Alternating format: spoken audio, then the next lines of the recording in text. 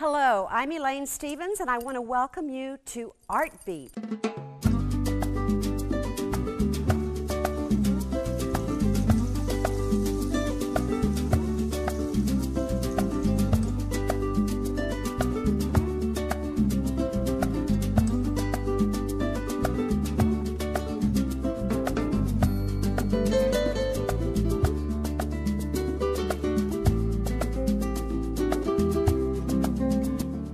Good afternoon and welcome to Art Beat, where art is the heartbeat of Ocean Springs, Mississippi. Of course, I'm standing in the beautiful Marshall Park here in Ocean Springs, which has been the inspiration for many arts and festivals. And today we're going to take a little bit of a tour from this place, even though we'll be sitting here. We're going to go around the world with an extraordinary gentleman, Dr. Philip Levin. I happen to be holding the actual first copy of one of the Southern anthologies that Dr. Levin helped to create. So stay with us. We'll be back with more Art Beat right after this. Hello, you are watching Art Beat. Of course, I'm Elaine Stevens, and my guest today is Dr. Philip Levin, a very dear friend of mine, very talented writer, but a man that has extraordinary abilities in so many ways that you're going to see throughout this show.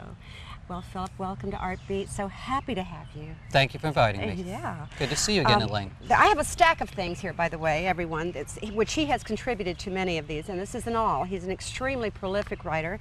And on top of that, you are an emergency room doctor at Gulfport Memorial.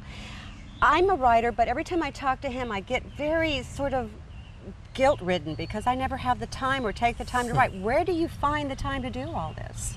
It's important to take these times for your hobbies. Instead of, one thing, I never watch TV, and another thing is... That's where I've aired, huh? Yes, okay. Indeed. That in movies.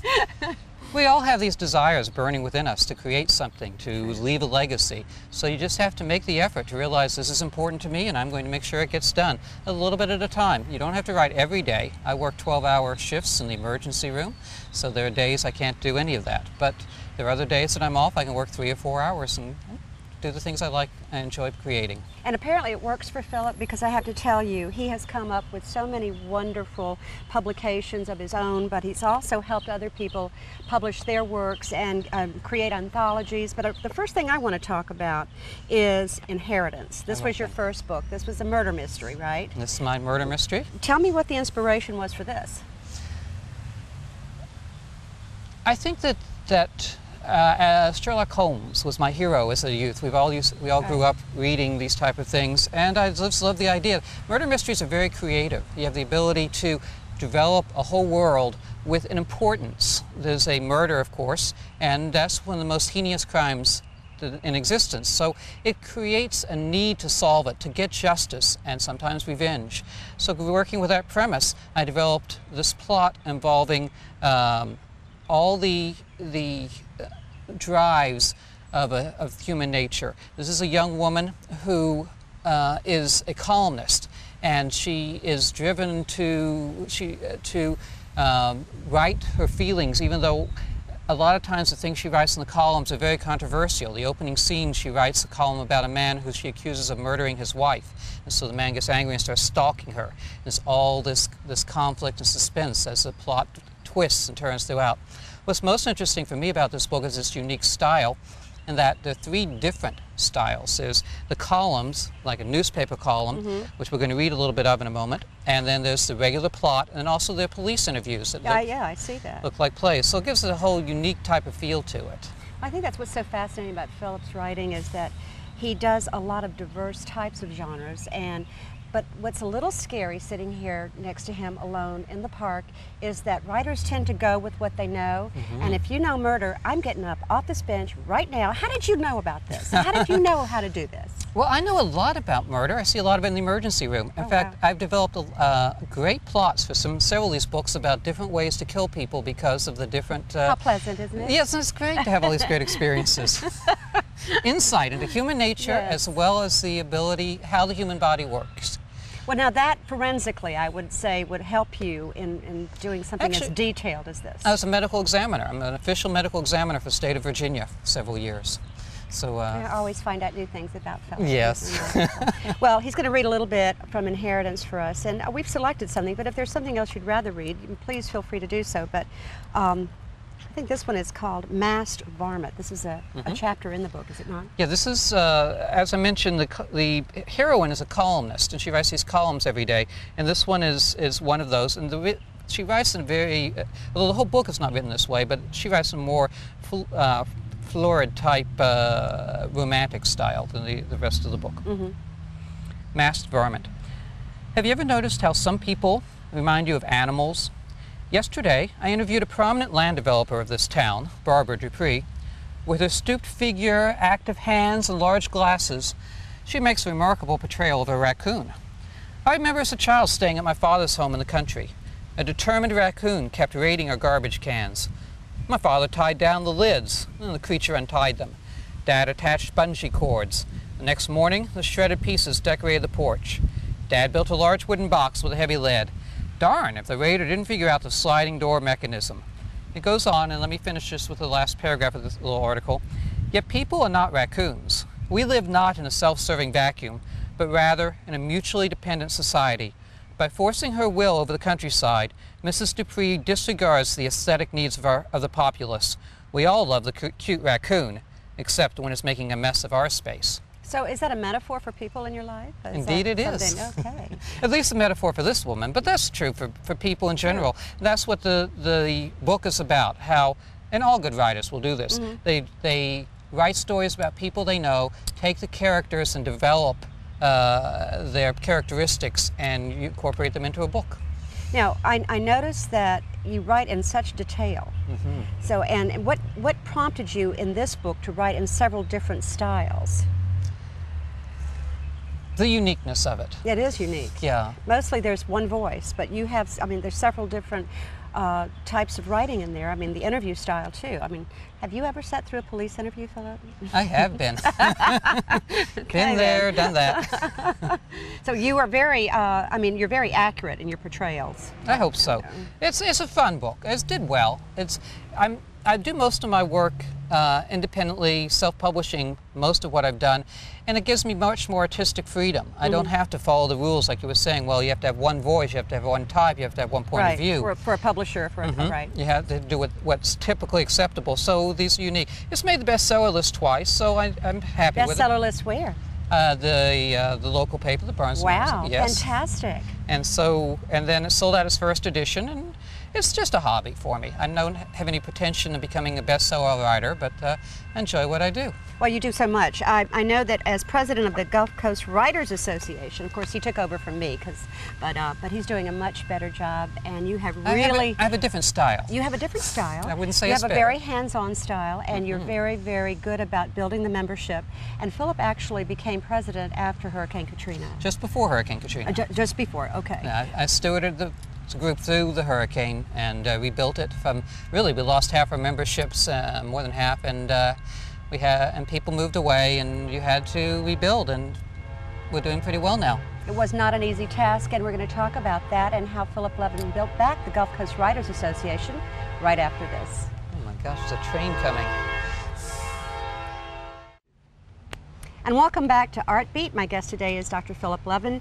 We were talking earlier about how Philip took over the Gulf Coast Writers Association pre-K before Katrina, but his job was really intense in order to bring those writers back together, but he managed to do so. And one of the hardest and one of the most unique tasks is to create a publication with writers that have been scattered around. And you've managed to do that with the Magnolia Quarterly, which is published actually every three months. That's why it's a quarterly. That's exactly right. I've got that right. Okay, 3 times, right. Okay, anyway, the writers in here come from all over our coastal area and elsewhere, actually, because there are contributions. And do tell how you got this going again, because it was a work of love and very difficult, as I understand Well, Victoria Olson, who probably a lot of your readers are familiar with, actually is the foundation for the Gulf Coast Writers Association. The organization has been in existence for 24 years now. And she established this magazine. It's in its, I believe, 18th year. And I took it over after she moved to North Carolina. She lost her home. Right. And I know her well, and she is an incredibly talented and energetic woman. Absolutely. And very she's dedicated to the Writers Association. And she's still running the website and helps take care of our finances and the mails and such like that. So I took over as editor roughly a year ago, a year and a half ago, and keeping the publication going is a lot of work. I solicit articles. We only put in works from people who are members of the organization. We have 100 members, and we have poetry, fiction, nonfiction. We have articles about John Freeman, who is a English professor and published poet out of the New Orleans area. Edits a guest poetry and with teaching people how to write poetry. We put this together every 3 months and send out a collection for people to. If you're a writer and you want to get published, and you're a member of Gulf Coast Writers, we will publish your work. So that's a good feeling for a lot of people. Tell everyone how to become a member. You check online, www.gcwriters, GCWRITERS.org. .org. GCWriters.org. And the membership is there, and the website has all the information about all the things we offer. We have the quarterly magazine. We put out an anthology every year. We have yearly contests so people can win money. In fact, there's a contest in the issue of Magnolia Quarterly where the members can enter and then win money. We have almost daily emails. We talk about markets and contests and literary events and other type of information that we send to all our members. We have a great network. We have critiquing for the different members. So it's a very successful organization designed to help really the beginning to medium writer. If you're a successful writer, you probably don't need our help. Well, but it's great exposure, and one of the things that we discovered as part of the Writers Association, there are writers associations around the country, but rare is the group that creates its own publication, and that really does set the Gulf Coast Writers Association apart. And to Philip's credit and to the credit of Victoria Olson and all the many writers that contribute here. Well, I tell you what we're going to do, Philip. I know that you are a very busy man, and you're going to tell us a little bit about some of those travels overseas. Yes. And I know that you went to Mozambique and you helped people there, and you actually wrote about it. So can you give us a little bit of a preview out of the Magnolia Quarterly? So in the next segment, I guess we'll talk about some of my medical missionary work. Yes, I've done a lot of that. And so we're going to read... See, when Philip's on the show, he wants to produce it. So you're just going to have to get used to him telling you what's coming up. But first, he's going to read because I'm in charge. There you go. Thank you, ma'am. You're welcome. And this story is based on that recent trip I took to Mozambique. I'm familiar with it from the Rotary Club presentation that he did in Biloxi, yes. Okay. This one's called The Old Green Truck. On the day we medical missionaries arrived at the Mozambique compound, each one of the dozen teenage boys stood in turn, telling of their life ambitions. One wanted to be a doctor. Another wanted to be a priest. Most of them wanted to be mechanics. They practiced their skills on a 20-year-old green pickup truck, constantly taking it apart piece by piece and putting it back together. Over the next 2 weeks, I watched them repeatedly take the engine out, strip it down, grease it up, and reassemble it. They scattered wheels and brake pads, widgets and whatnots across the soccer field, cleaned them and stuffed everything back into the rattle trap. They'd start the truck up, race the engine a bit, then turn it off and start the deconstruction all over. We'll be right back right after this. Keep reading. I'm telling him what to do. That pickup drove us through the Maputo slums and sometimes high into the mountains where we set up our clinics at small schools or churches. And welcome back to Art Beat with my guest, Dr. Philip Levin. It looks like we're sitting in Marshall Park on this very hot June afternoon in Ocean Springs, Mississippi, but in truth, we've been traveling to Mozambique with Philip because he's taken a trip there to help the needy. And he's also written a beautiful book when he was in China with his travels there. So do tell us about Consuto and the Rain God. This is one of my favorite books that I've written. It ekes love. I can feel it. I do. It's a children's story. It's based on Buddhist mythology about an old soothsayer who lives high in the mountains of China who matches wits with the dragon rain god.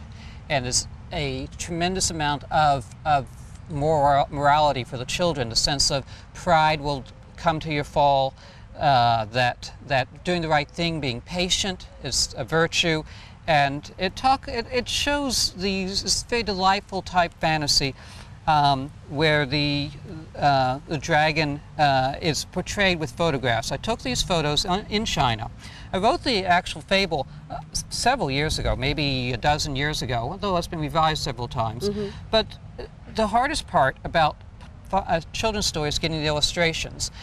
You can just submit it and let somebody else do your illustrations, but I wanted this to be part of my work. Sure, that so makes sense. I tried to find different illustrators and was not at all successful, and I finally said, I'll just do it myself, and went to China. And I took 800 photographs and picked, took 30. There are 32 different photographs in here. I don't know if you can see these, but if you can zoom up on, this is a centerfold, a couple of very pretty pictures here. Well, tell me now, were your children any part of this fable that you said you wrote many years before? Because I know you're a father of three children. Yes, that's right. They're all grown up now, of course. But yes, they perhaps are grown up, only in age. Well, you're the one that's not. See, that's what happens as we get older. We become the child and they become the parent. They like to think so. Yes, they do. My son won't let me drive. So, Stephen, did he have anything to do with this? No, or? this particular story does not my children, though my newest book called Andrew Comes Home is based on Stephen's life. It's a romance, and it won first place in the New Orleans Romance Writers of America contest. Oh, that's wonderful. I didn't know that. Yep. Congratulations. We'll have to get you on with that next time. Okay. Well, next time, hopefully it'll be out by then. But now tell me more about this, about the Chinese trip. When you went there, did you actually see this fable in your mind's eye that you had written years before? I think so. I think in the back of my mind. I wasn't going there specifically to collect photos for the book, but whenever you're involved with projects, whether you're involved in anything in life, it's constantly ruminating through your subconscious. Course, yeah. So I had a wonderful time. We went up the Yangtze River. This is this particular trip was a guided tour by one of the professional tour companies. So we got to see a lot of the different temples, went up to the mountains to see the Buddhist monks and some photos from that, and water gardens from Shanghai. And it was able just to, when you get enough photos, you can adapt the stories and the photos to the story. Yeah, well, you did a beautiful job. Would you read that excerpt that you and I had selected earlier? Yes, I would love to hear that. This is a little story from Consuto and the Rain God. Stillness settled in the room.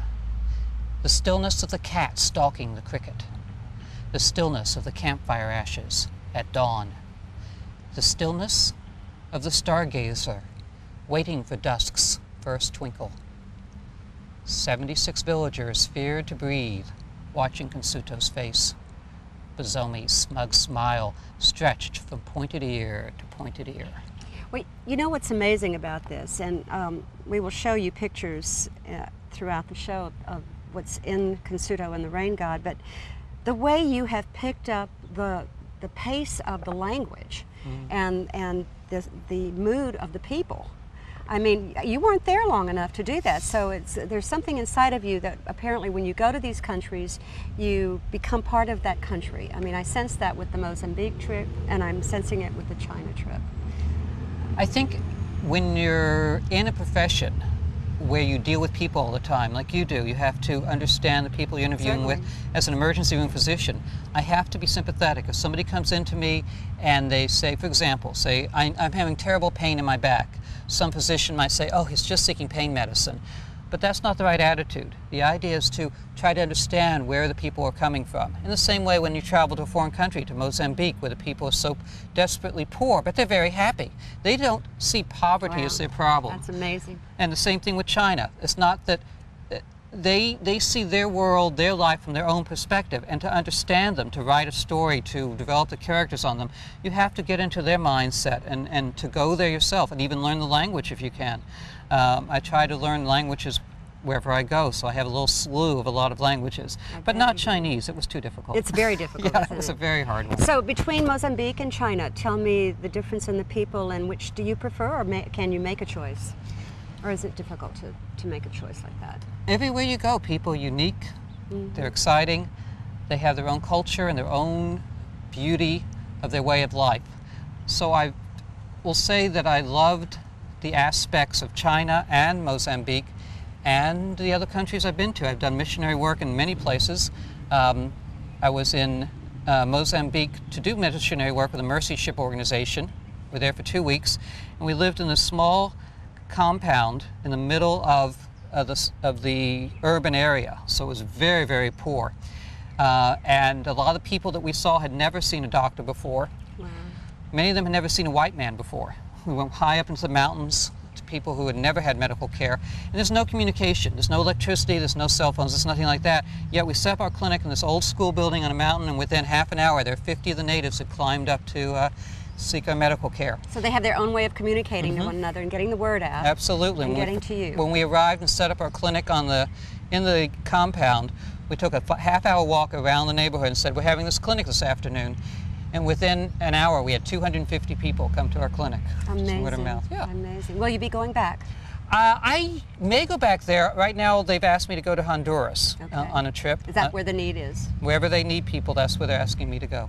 So welcome to Travels with Philip. As you can see, he's more than a writer, more than an emergency room doctor. He's a humanitarian. And we're going to take a short break and come back and look at some books that he helped other writers put together, some Southern books. Right after this message. So the tea and cupcakes and the tea and cookies and we'll do that and the other anthologies.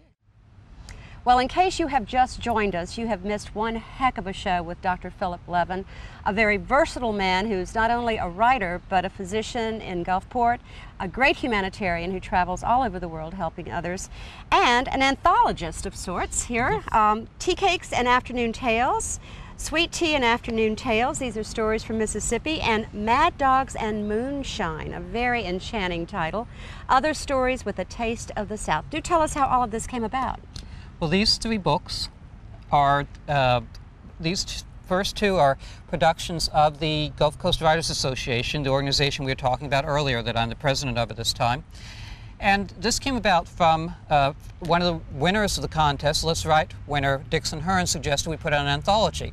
So he helped me with the first one, and the second one he gave a little advice too, but basically I put these together as the editor of these two anthologies as collections. You don't have to be a member of Gulf Coast Writers, but these are all stories about the South, about Mississippi. So the writers in here do not have to be members of the Writers Association, but they do have to be... The stories are all themed in the South. Themed in the These South. are all Mississippi stories. These are all Southern stories. Very good. This one just came out this week, so we're very excited about that. Well, you know, they say you cannot judge a book by its cover, but I have to say, were I to see this book in a bookstore, the cover is really lovely, and it draws me right in, and there's a little story about it, isn't it? That's right. This cover is actually taken from one of the portraits of Alice Mosley in Bay St. Louis, the Alice Mosley Museum, and her son wrote a special introduction and dedication to the book for this anthology. Wow. And we'll have a book signing at the museum on October, the second Saturday, you know, in Bay St. Louis. Second Saturday, oh yes. So a great sort of art expose for the entire city of Bay St. Louis. We'll be there second Saturday in October with our book. Now, where can they find all of your books? They're all online. If you go to, like we mentioned before, the website, www.gcwriters.org. You can link up to all the books, and Barnes & Nobles carry some of my books, and they're all available online. Bestseller writer, physician, humanitarian, Dr. Philip Levin has been with us on this episode of Art Beat. And you know what? We're going to bring him back because there's even more to this man. He comes from a family of writers. Show them the bag of book there, please. Bags of books here. These books, some 20-odd books, I do say, were written by his mother. So unbelievable. Her autobiography and all sorts of things. So we have to look at those on another episode of Art Beat. And we're also going to talk about his dad, who's quite a mysterious gentleman, as I understand it. Maybe we can have him on the show. Maybe you could. They're in their 80s and married 62 years. My father worked on Manhattan Project. My mother's a very successful published writer, and they're still very active, now living in North Carolina. Wow, and he's such a good son, so that's another thing that he does well. Philip, thank you so much for joining us Thank today. you for having me. It's been One a delight. last little word out there to the future writers of America with this captive audience that you have. What would you encourage them to do? I'll give them the words of my father. If you want to be a writer, you have to write. Pretty good words. Pretty true, and you've accomplished that. If you have any ideas about what you'd like to see on Art Beat, please go to WKFK.com and email us and let us know. We'd love to put your artist on TV. And meanwhile, we'll see you next week right here on Art Beat.